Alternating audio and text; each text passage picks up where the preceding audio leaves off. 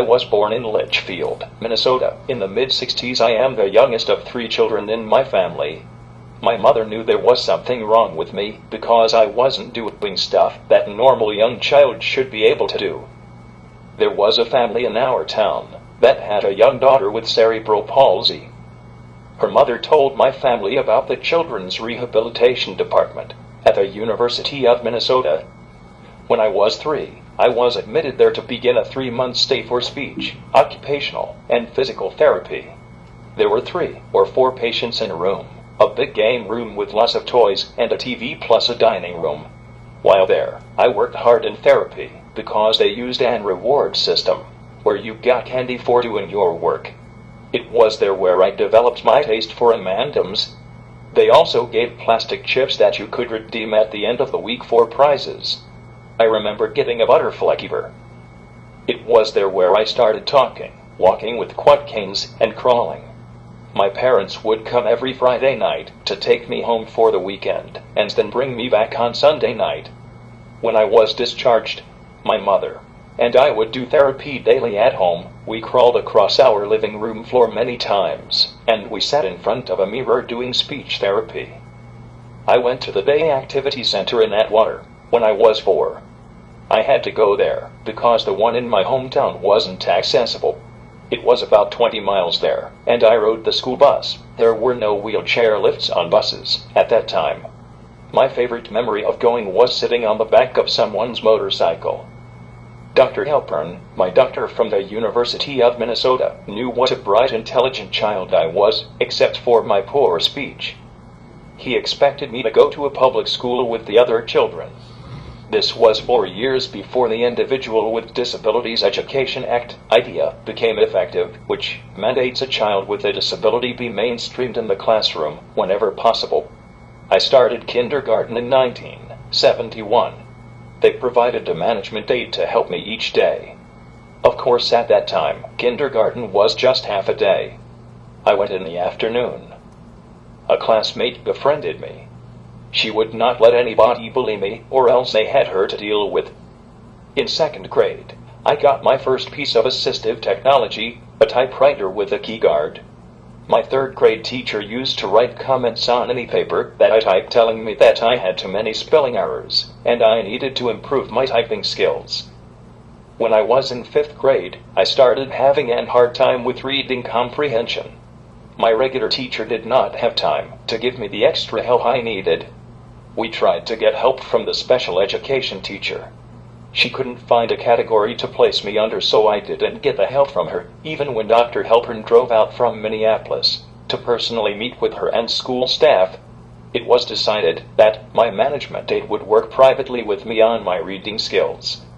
Through access to various equipment that we borrowed, I improved my reading skills.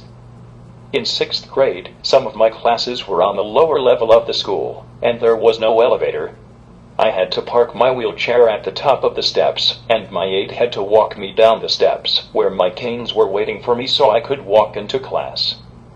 I enjoyed my school years at the elementary levels.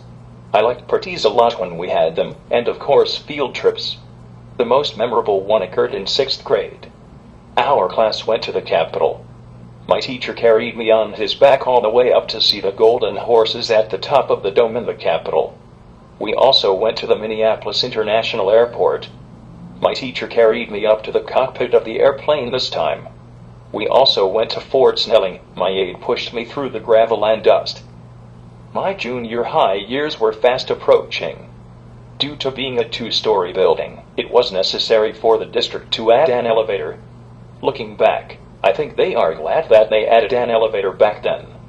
It is no longer being used as a school. They are now using it as an family service center. I remember, once my regular aide was sick. They sent a woman to fill in. She kept asking me every 5 minutes if I needed the bathroom. I finally got sick of her asking me. Using my workboard, I started spelling something out that was not nice in her eyes. She sent me to the principal, who sent me home. I remember once Mrs. Becker, a physical therapist, found out what I said. She was very disappointed in me for swearing. Looking back at this event, they expect persons with disabilities not to swear just as regular kids. Starting in 1978, I had the chance to go to a summer residential program for physically disabled kids. This program lasted 6 weeks. We stayed in dorms. At first, I was very homesick, and always wanted to go home. The principal was used to brats like me, and fortunately she won out. Yes, I said fortunately, because I spent the next 5 summers down there having fun. It was there where I was first introduced to an Apple II Plus computer and some communication devices. While there, the speech pathologist let me use the school's handy voice for much of the summer, so I could get a sense of what it did. In the spring of 9th grade, we began to really look at communication devices and funding sources. It was decided that the handy voice best suited my needs. We could get it funded through our local school district. This was the first time I could talk without having a translator. Upon entering my sophomore year, I took all the regular classes, even behind the wheel. My first quarter was very hard for me, because I had to do much memorizing in biology and history. I sat and did homework for hours with help from my mother each night. No matter how hard I studied, I still got 2 pink slips at mid-quarter, which meant I was failing and could not go to the library, which I enjoyed. After getting the pink slips, I really studied hard and improved my grades in these classes. I even got an A on a biology test.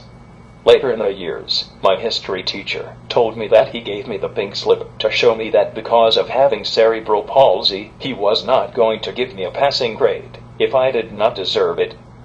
Until I got to 10th grade, I never had any kind of adaptive physical education program. I needed a credit to graduate. Our district did not have anyone available to work with me. My history teacher decided to take this on. He started taking me swimming, where he would expect me to really work hard. When I first started swimming, I was only able to do 5 widths of the pool. At the end of the year, I was up to 30 widths. He also made me work out in the weight room. I thought this would be impossible to do. I just started on the leg press, with pressing 40 pounds 20 times. By the end of the year, I was pressing 160 pounds and bench pressing 130 pounds. Then I only weighed a little more than 100 pounds. I took computer programming in my junior year. That was a challenge from the first week due to the teacher's attitude. He said, "You are disabled, why do you want to learn about computers?" Well, I survived the class and learned basic programming. In my senior year, my English teacher was the person in charge of commencement exercises. She did not want me to take part in the program, because in order for me to get up on the stage they had to build a ramp, which would upset her. She actually suggested to me that on graduation night I could stay at home, and they would mail my diploma to me once the word got out about what she said. My fellow classmates and faculty started making a fuss about it. I am proud to say that I was there that night. After graduation, I entered Courage Residence in Golden Valley, Minnesota. This was a rehabilitation facility to learn independent living skills. Their admissions review committee initially turned me down because of the severity of my cerebral palsy and my poor speech. They said that these factors would prevent me from living independently. We appealed their decision. In August 1984, I began their transitional living program. For about the first 3 months, I was very homesick and felt sorry for myself. Once I decided that I was going to stay there, I did make some progress. I received my first electric wheelchair and learned to shower myself. There were times I disagreed with their philosophy, like how they made me feed myself, while they totally fed other persons with cerebral palsy. It was a struggle for me to try to feed myself. I was discharged because my rehabilitation program was completed in their eyes. They gave me a choice of either a nursing home or a group home. I moved into a group home. While I was there, they didn't help me feed myself, but they fed others. I started to report this to my social worker as well as a nurse. They called the office to report the abuse. The office called me and told me to shut up or move out. It got so bad that I moved back in with my parents in October of '85. While living with them, I realized that I wouldn't be able to depend on them all of my life. I wanted my own life.